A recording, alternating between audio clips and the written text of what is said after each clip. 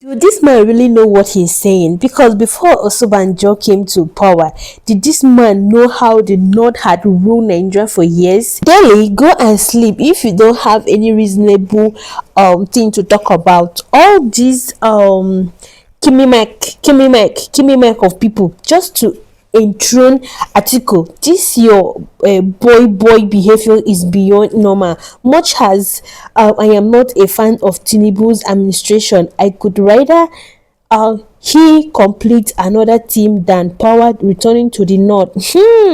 Let me leave the video. Let me leave the video first for you to watch, and I will be right back. I give him the right enshrined in the Constitution of Nigeria about freedom of association, freedom of movement. So I don't have any problems with it. Nothing can ever shock me again about politicians. Some people have genuine reasons to move from one party to another, especially if you have some aspirations which you believe will be better served in the next party. But for me, I've seen it all before. In 1993, a few days after General Sani Abacha took power, I think that would have been about November 17th, 1993, there was a meeting a few days after in Chief M.K. Abiola's house. And I thank God for my knowledge of Nigerian history. That night, there was a gathering of who is the SDP, the party that won the presidential election fair and square.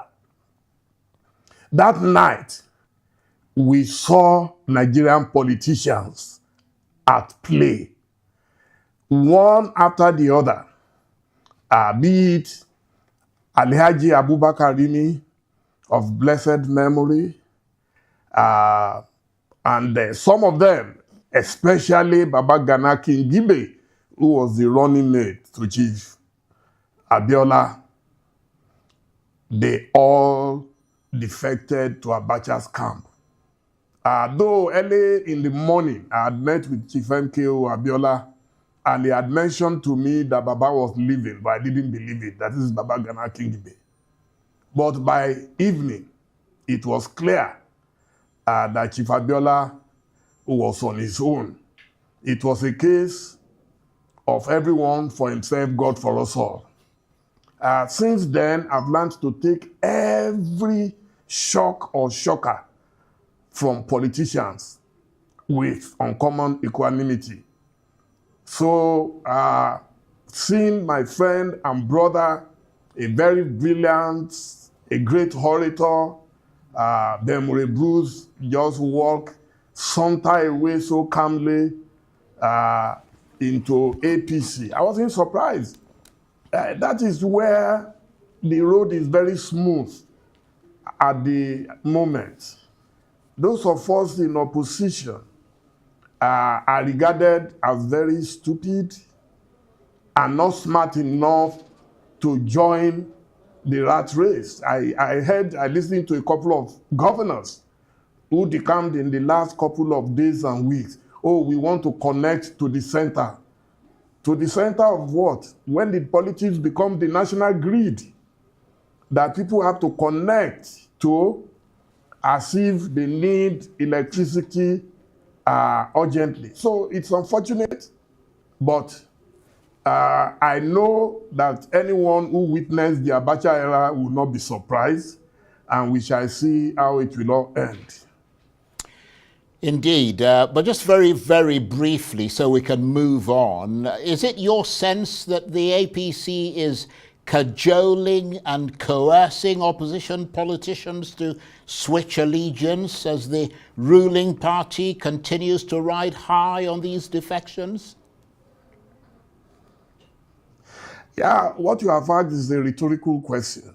You've already answered the question. It's a combination of cajoling, of coercing, of mesmerizing, and I'm beginning to feel that Nigerians have been jazzed by some politicians.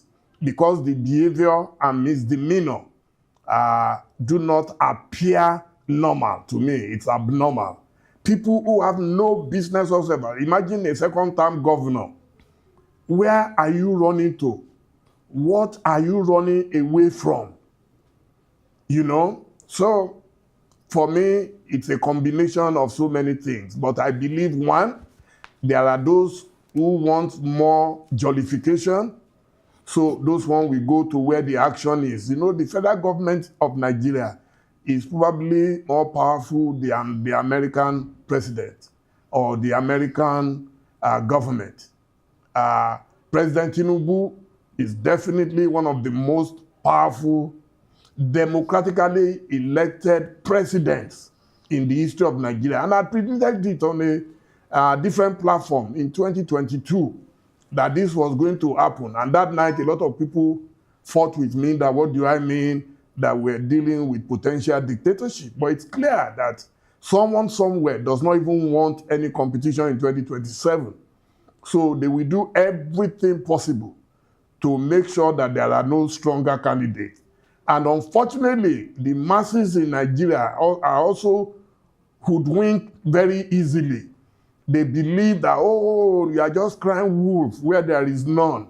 And they are telling me, oh, this one is a bad candidate. That the candidate that can take on this assignment is the one that they are trying to destroy, and the poor people are falling for it. That's why I said we have been jazzed. It's obvious. Once you see the ruling party attacking some particular candidates, and in this case, Alhaji ATIKU Abubakar and my good friend, the former governor and former presidential candidate, Peter Obi, the way they are being attacked, disparaged on a daily basis, you will know that between those two, there is something that the government does not want. Well, let me pick you up on that, because you recently asked Peter Obi and other presidential aspirants to play what you called the ethnic religious card in order to defeat President Tinubu in 2027. Well, what do you mean by that? Oh, it's obvious that the ruling government has already turned this into an ethnic battle, and it's going to be a battle of North versus South. That is why when you saw PDP apparatchiks, APC apparatchiks, all of them struggling to insist that a candidate must come from the South, they know that President Tinubu has already locked down the South. And nobody, not Peter Obi, not Goodluck Jonathan, will be able to catch up with him where he is right now. To start with, he has a bottomless pit of resources to pour into this next election. So he has locked down the South. If Peter Obi decides to go alone now, I don't know from which party he can do that. He's no longer in Labour Party. And President Jonathan, since he left power, I'm not aware that he has fraternized with any of the parties. I'm not aware that he has built new structures and he has built upon old structures. So elections are run based on structures. I always say that. Some people will say, no, we don't need structures. But you need structures. You need agents nationwide to protect your vote, even if you are the most popular politician. For as long as you are not able to protect your votes, you will lose a lot. So that is why I have said they must play the ethnic card using the Isaac Newton's law of motion. Actions and reactions are always equal and opposite. The opposite for Tinubu's total lockdown of the southern regions will be for the north to retaliate from the north. So then, in terms of religion, President Tinubu is already locked in it's a marriage by force between him and his vice president, Kashim Shettima. There is no way you can offload him at this stage without causing monumental crisis. I know he will be tempted to say he wants to go into the North Central or what we call the Middle Belt to go and pick a new vice presidential candidate. I believe at this stage that will cause even more chaos than what they are trying to run away from. So the religious card is that whoever the northern candidate is will be a Muslim, and the southern vice presidential candidate will be, the northern candidate will be a Muslim, and the southern will be a Christian. So that way you will have a decent balance. There will be no controversy between the religions that, oh, we don't want a Muslim ticket. I know that they got away with it the last time, but it will be smoother for a northern candidate than for a southern presidential candidate. So in effect, Basharu, you're saying that the 2027 presidential election has become an ethnic contest, and the only way for the opposition to stand a chance is to command votes from the opposite direction, so that the race for the ticket is essentially between the likes of ATIKU, Kwankwaso, Tambuwal, El Rufai, and even, as you suggested, Emir Sanusi Lamido, Sanusi, if he decides to step into politics. But I mean, coming from a southerner like yourself, some may think that that sounds almost diabolical at a time when the South has only served 4 years of its 8-year term at the presidency. There is nothing diabolical about my suggestion. I know you are a very knowledgeable journalist. Please, do you want ethnic scammers? I call them scammers. Hagiographers who are just being pretentious, okay, and diabolical, to borrow your own word. When was it written and where was it written in the Constitution of Nigeria that the North must do 8 years and the South must do 8 years thereafter? That's the first question. The second question is that, please, when did this, your 8-year rotation, practiced ever in Nigeria? Tell me one example. President Obasanjo did 8 years, followed by President Yaradua, who died in power. Did any of these modern-day hagiographers, did they ever fight for the North to take over the remaining years of Yaradua? Then, after President Jonathan completed the tenure of the Yaradua-Jonathan government, so did President Jonathan not contest on his own for another 4 years, doing a total of 5 years? After 5 years, did he not contest again for a possible and likely 4 years, which would have made 9 years in total? I'm not even going to argue whether it is constitutional or not, but it would have had 9 years. And when you add that 9 years to President Obasanjo's 8 years, that would have given you 17 years in total. So please tell me what happened. What this will do to the Nigerian political landscape if the presidency is zoned to the north in 2027 in the ADC, because I think he is now a member of the ADC. I mean, the question, of course, doesn't that, although he's making an argument about that principle, but I think most people in Nigeria, and a lot of politicians, including himself at the outset, because I mean, he was part of the PDP and that was a principle that was applied in the PDP as well as in the APC. And the question is, doesn't that undermine the principle of fairness and equity, given that the South has not yet completed its 8-year cycle, and truncating it would send a message that southern presidencies are dispensable, in addition, of course, to the possibility that it might create instability and undermine national cohesion. The other critical question that must not be overlooked, because I mean he's making the point that the North needs to coalesce around a northern candidate in order to pose a big challenge to President Tinubu, who, according to him, has locked down the South. But I mean, in assessing voting numbers in this country, I wonder if it is his contention that only a northern candidate will be able to draw out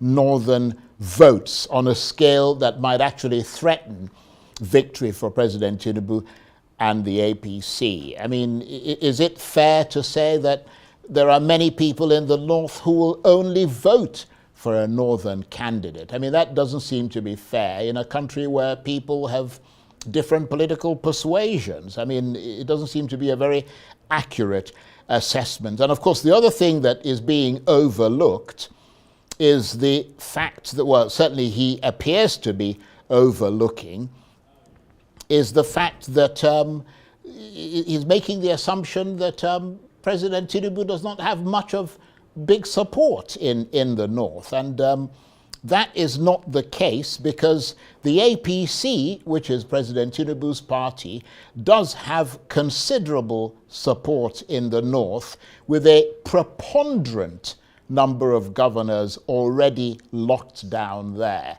I heard you very clearly, and trust me, for the first time, I disagree with you vehemently. Sure. Because what you were preaching, I heard everything you were saying, I don't know why you couldn't see or hear me, is totally wrong.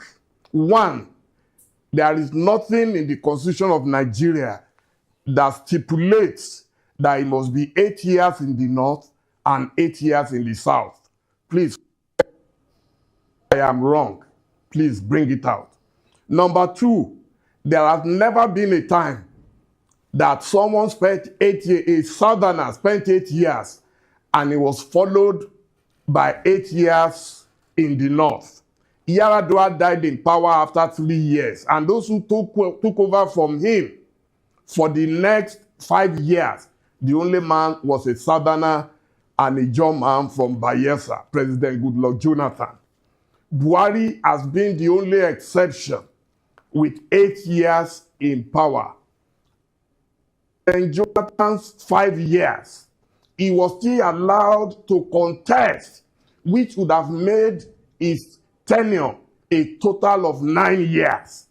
So I am insisting, and if you look at it, you had Obasanjo 8 years, you had Yar'Adua 8 years, you had Goodluck Jonathan making it a total of 9 years. Nobody ever protested at that time to say they cannot contest from the South. Even while Yar'Adua and co were there, General Muhammadu Buhari kept contesting. They called him a serial contestant. He was able to contest because there was no such principle of rotation.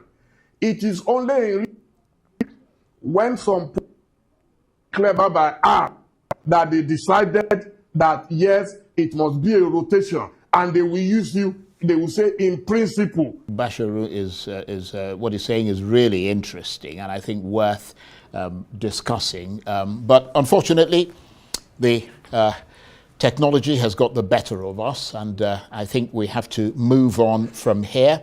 Basharu Dele Momodu is a former presidential candidate and publisher of Ovation magazine. He was talking to me. Like Dele, like Kenneth. This is the kind of failed politicians that a brilliant and eloquent Kenneth Okonkwo is listening to. So sad, so very sad. It is so bad that people like this still exist or still want the president to resolve around the North. When will the North wholeheartedly support a Southern candidate instead of the South being the ones to support the North? Look at the way he is making it seem as if the Northeast shortchange without even thinking of the East, who have not even caught it for a second. Also, it is nature that caused Yar'Adua not to complete his tenure, so that caused the imbalance. There is no law that it must be equal. It is it's not like that now. A politician that could not get a single vote contesting in his party's presidential primary is the one you bring to analyze national politics on your X-Team platform. A man that hops with the novel rich without political boundaries when he please him is who you bring to this platform to tell us about national politics. Dele Mumu want us to support a Northern presidential candidate. Such insanity. What this man is saying is quite different from what is happening. I doubt this man was intelligent. Lo, I was wrong and Davido was right. What a stupid suggestion he was making. So nonsense. So senseless. Anyway, viewers, I will leave the video and I would love to see you in my next video. Do not forget to like, share, subscribe, and then turn on the post notification bell. See you. Bye. Peace and love always.